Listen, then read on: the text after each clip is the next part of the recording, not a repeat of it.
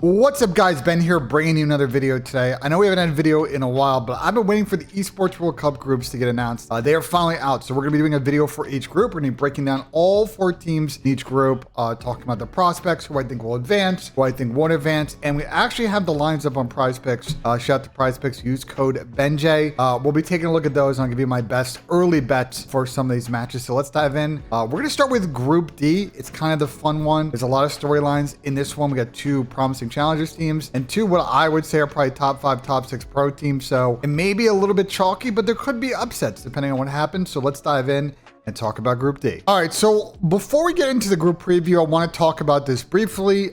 There is one big wrinkle for this tournament next week, and that is that coaches will be allowed on stage to talk in real time during hardpoint and control rounds. Then in S&D, they can talk in between rounds. So we haven't had this written COD in a very long time. There's obviously a lot to unpack here. What will coaches do? Will some take real advantage of this and maybe call out for a player, or IGL, or coach is going to be, or some teams or coaches going to be a little bit more laid back? I think you're going to see a lot of mixed strategy, and there's been some mixed feelings in the community. I know Octane's had some strong thoughts on the timeline that he didn't really like it. Zinni's had some strong thoughts that he didn't really like it. We've seen a bunch of coaches come out against it. We've seen a couple of coaches say maybe might play out interestingly. So we'll see. I would say personally, for me, I'm not a super fan of this.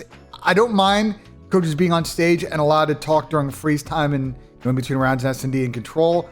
But during hardpoint, I feel like that's a bridge too far. I'd be down if teams could call a timeout in S&D and control to have an extended combo, but let's see how this works. But it's definitely a wrinkle, and there are a couple of teams I think potentially in this group, and we'll get to those, that Group D, that might benefit from these. So just keep your eye on this one. This is a big storyline going into the tournament. All right, so let's get into the preview. So if you do not remember or need a refresher on the format for this event, it is it's very similar to last year. In fact, entirely similar to last year. You have 4 GSL groups. You got to win 2 before you lose 2 in the little mini double elimination bracket.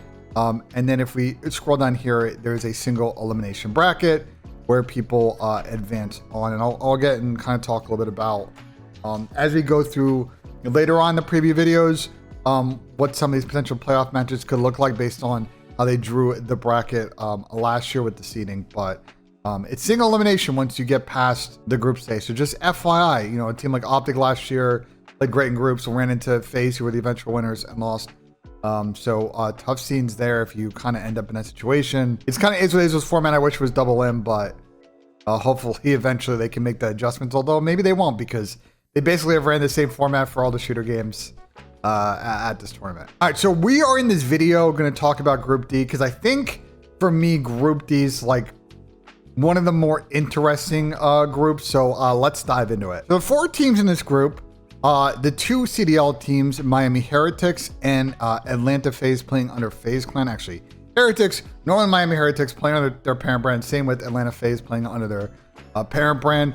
Both teams who, we'll get to them in a second, both teams have had pretty solid seasons. And I'll be honest, on the face of it, I think that should advance in this group. Originally, before the whole Carolina Royal Ravens thing, which we've covered a lot on stream, went down, originally this group was going to have OMiT and Falcons. So it was going to end up being like a real group of death situation that could have potentially have really added a wrinkle with Falcons bringing in Tej. And we'll get to that in a video later on this weekend and this week. But now, because of that, Project 7 kind of ends up in this group. And so I personally think, on the face of it, there have been some people that think, OMiT Project 7 might have a chance. I'm gonna be honest, I think OMiT can definitely battle, and I won't be surprised if they force a game 5 against the Miami or FaZe. I just think Miami and FaZe will find a way to advance out of this group. But let's talk about the 2 challengers teams off the rip here. So you got Project 7. This was OMiT Brooklyn. So OMiT, because they qualified 2 teams into this tournament, had to sell/get rid of one of those teams. Rafi obviously running circles around everybody. So they end up playing a P7. Their lineup is Brack, Prolute, Standy, and Ulyss. All players that, as you can see by their headshots, have played in the league before. And Major Maniac, Mike, is their coach, which is interesting to me, because when we think about the sort of wrinkle in this tournament about coaches on stage, Mike is a great S&D mind, and shot calling and respawn potentially could help out these guys, considering kind of some of the tendency they have these players to go rogue. I would say probably on the face of it, a little bit of the difficulty of this team against, when you think about facing off against pro teams, is that players like Prolu and Yuli last time they were in the league weren't exactly the world's most consistent slayers. Brack had kind of an MO when he was in the league of being a little bit too slow. And Standy definitely got his kills, but sometimes to the detriment of the team. But they've been pretty good in challengers so far this year. So this team originally had Merc at one point. So when Merc left, they picked up Yuli. So they've only been a squad since the middle of May. But you see the results since then. They got third at DreamHack Dallas. And they got second at Champs Finals, losing to the main OMiT team. So they've been like a pretty good squad since they've been together. The only knock, I would say, watching them play in challengers, I think the respawn is good. I think their S&D is a bit of a struggle. I know Breaking Point doesn't have all of the stats, but in the matches that they have tracked that they have played, which I assume is potentially some of the elites for what it's worth. So this might be a little bit off. They do have them at 7 and 14. This isn't always the world's best search team, and that might be a problem in this group because Miami and FaZe have been some of the better search teams in the league this split, and if you're going, or this season rather. So if they're going to find a way to get an upset, it's going to be tough if you're not good at S&D. But again, Mike on stage, maybe it could be a little bit of a wild card. I just think, unfortunately for them, they're the fourth best team in this group. And they have to play Miami. They'll probably play, I would think, OMiT after this. It's just who they have not, by the way, really been able to beat much. I just think P7 are probably going to end up, unfortunately, getting last in this group. But it's still good coin. Like, I think it's 5K each for flying out. So that's still pretty good money. I would say on the prize picked end, because they are out for this first series, I think some of these lines are a little bit interesting. Prelude at 48 seems really low, but a lot of you might want to think that maybe he can get over that. I just can see this being a little bit of a hot 3-0. So bracket 45 is insanely low for what it's worth. That might be a little bit crazy. But I think as always, with situations like this, if you think there's going to be a hot 3-0, while these control lines seem low, if these guys get stomped, they might be able to hit these. And they're not really giving you a market yet in the series KD for these guys, but that's what I think the play is. I think you take a 1-3 or 1-3 combo if you scroll down. Are these guys listed in 1-3 combos right now? I don't actually think they are. Only some of the markets are up right now, but it looks like for these guys, they don't have a 1-3 market. They do have a normal 1-3s individuals, and I would gander that these guys are probably gonna have 3-0 stomped on the first series. Not surprising, Yuli's the highest line. He's been pretty unbelievable in challengers.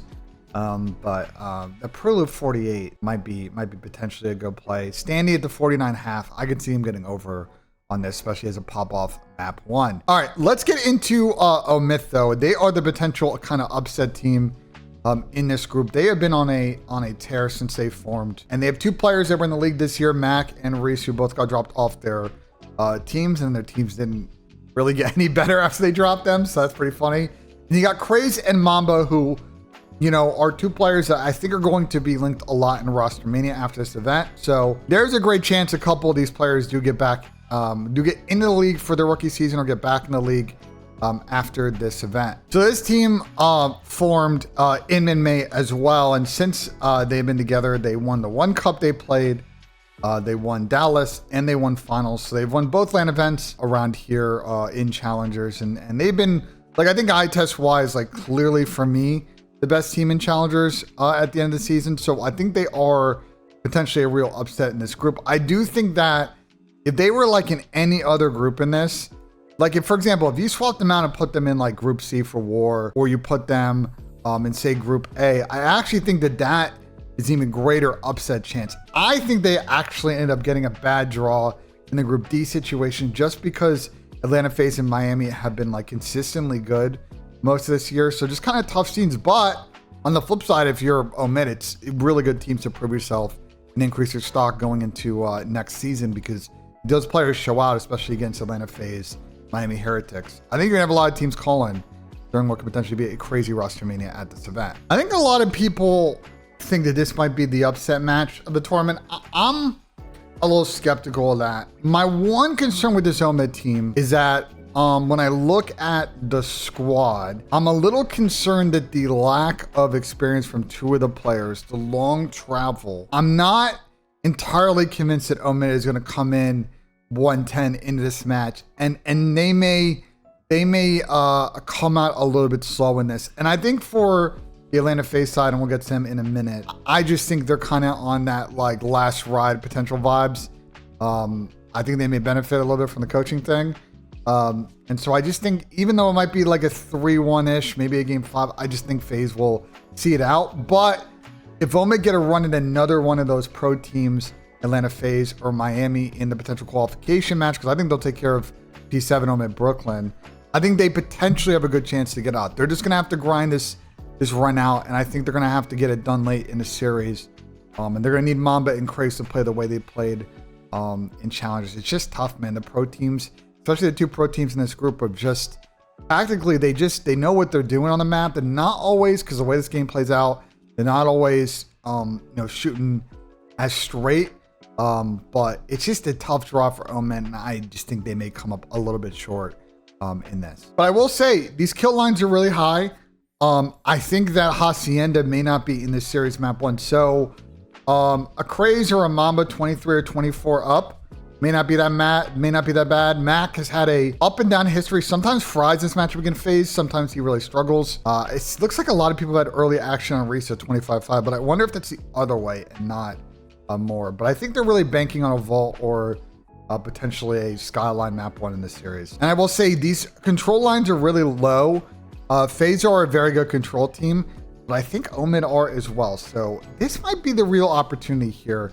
I think FaZe don't like playing vault control, and OMiT are like pretty solid at Protocol and Hossie. So keep your eye on this one. This might be the real play in this series, the map 3s if you're feeling it, because I feel like these lines for OMiT might be a little bit too low in my eyes. All right, let's talk about the 2 pro teams in this group. We're gonna start with ATL FaZe, and a lot's been said about this team post champs. They obviously did not play well at this tournament, and I think there are questions about what their roster may look like after this event, just like last year. Has this team kind of ran its course? A couple of players on this team that I think, virtually everybody other than MC played really poorly this tournament. Zach is draws. If I pull up his event stats here, you will see that the last 2 events, 0.99 at Major 4, 0.83 at this one, hit a 0.94 at Major 3.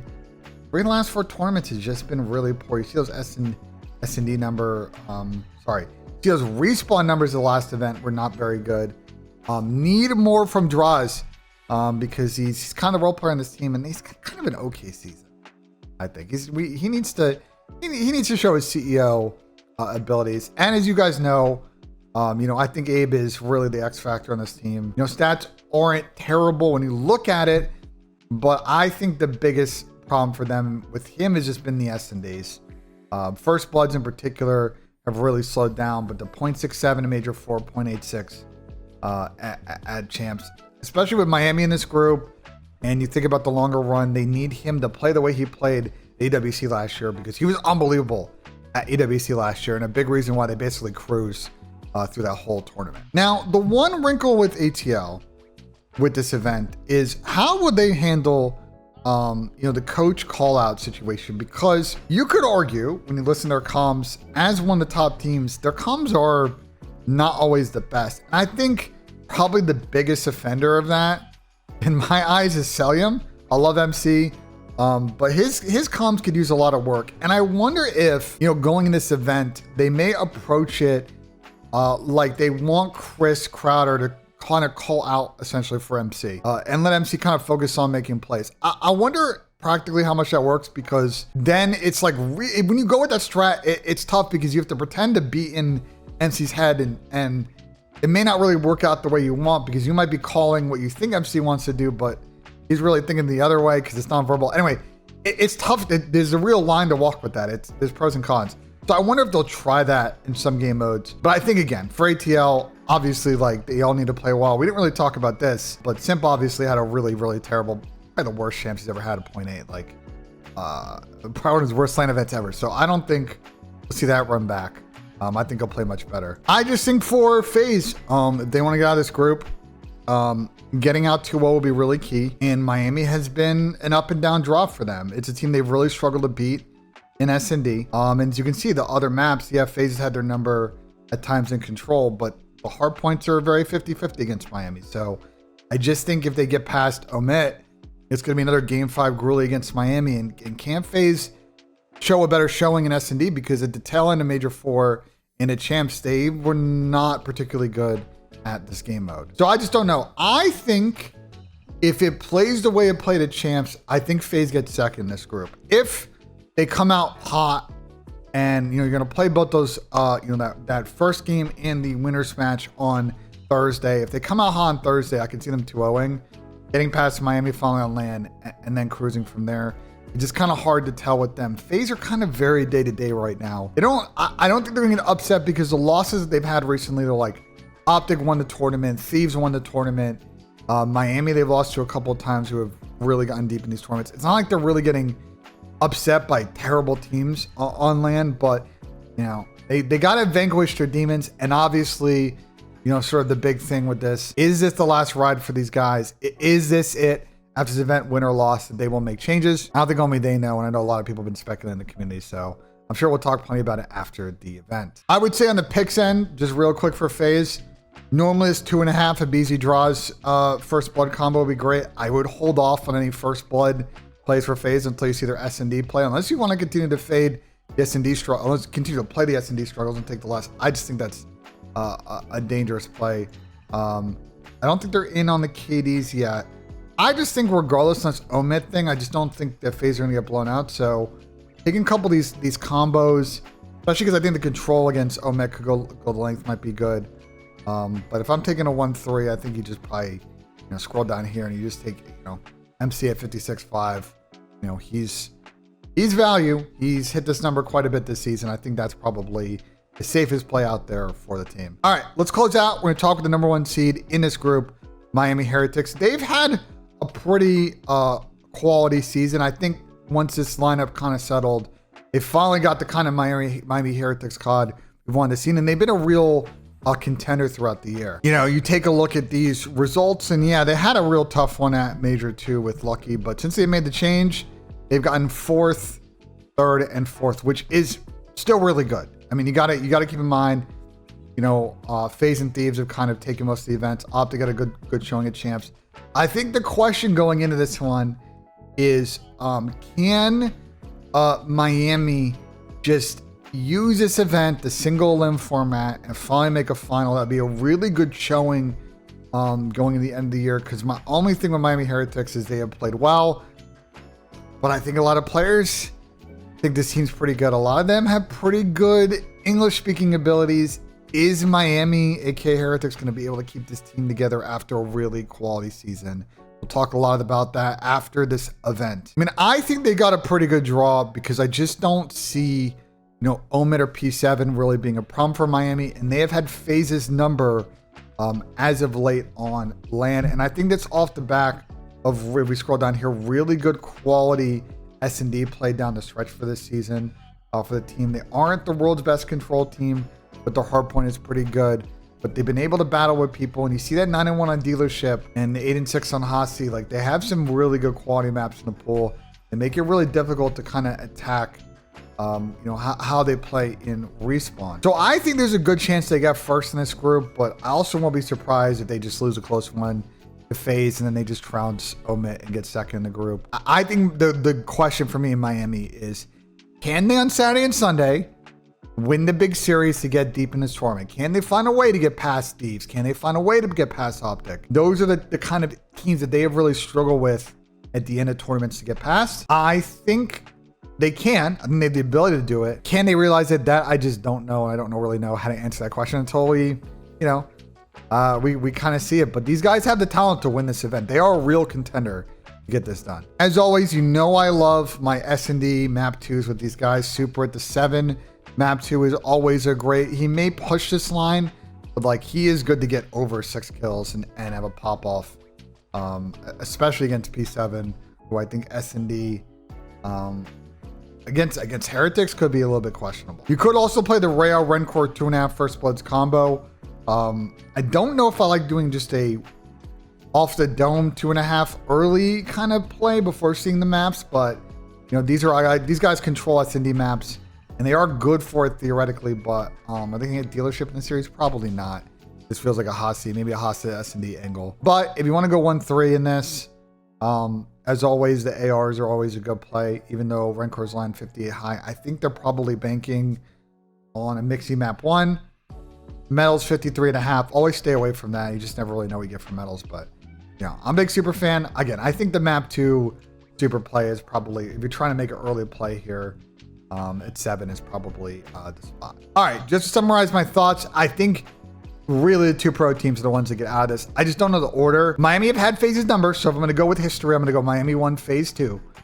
OMiT could potentially be an upset in this group, but I think OMiT got a bad draw. I think you put them in Group C, you put them in Group A. I think there's a real chance that they upset, Miami or New York, or a Boston in Group C. I just think that Group D, I think FaZe and Miami are just too good this season. 2 of the top 5, theoretically 2 of the top 4 teams in the league, you would think. And it's just a bad draw, and I think OMiT will come up just short in a great showing. I think those players will be able to kick it on and potentially get on pro teams. We'll talk about that during the offseason. So let me know what you guys think in the comments. Let me know what you guys think of the picks, or if there are other picks you guys think are good, let me know. Obviously, use code Benji on PrizePicks. Play 5, get 50 instantly when you use code Benji on PrizePicks. Like if you enjoyed, subscribe for more. And as always, guys, we'll see you on the next one.